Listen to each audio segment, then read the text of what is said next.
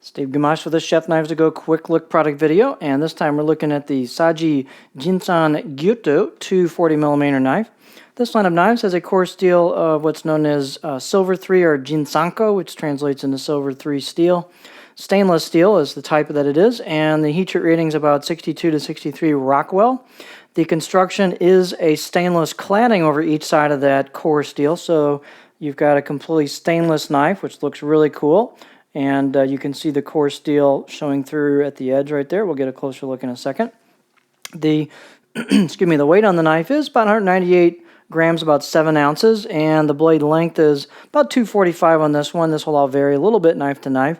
The overall length about 15.8 inches, and the spine thickness over the heel area here is about 3.2 millimeters, and it tapers down to a pretty nice tip. We'll take a look in a second a little more closely at that.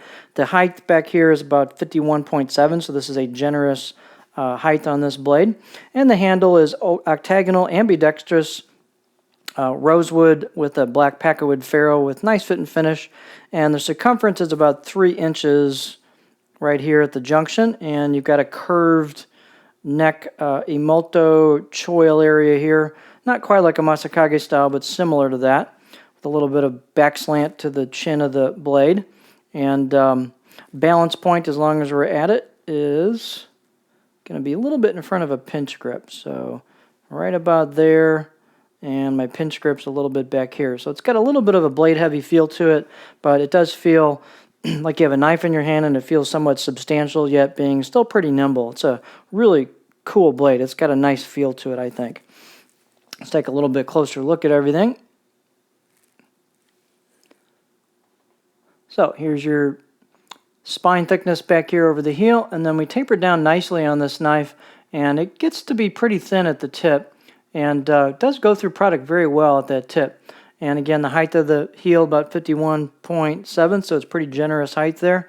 You can see the nice cladding line going into the core steel right at the edge.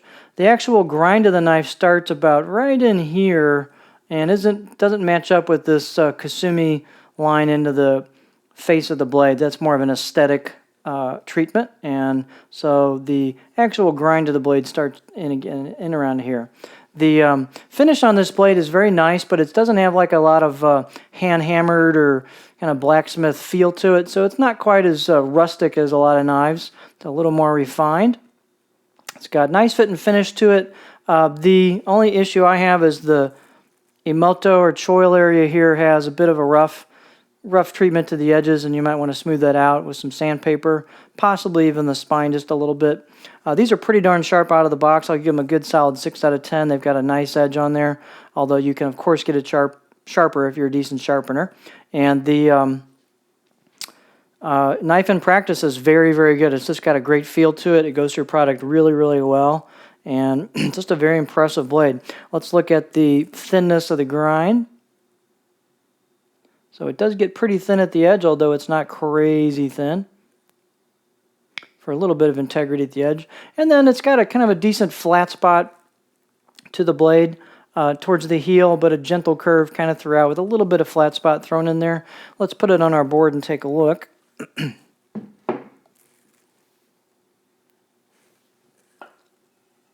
So here's what it looks like on the board.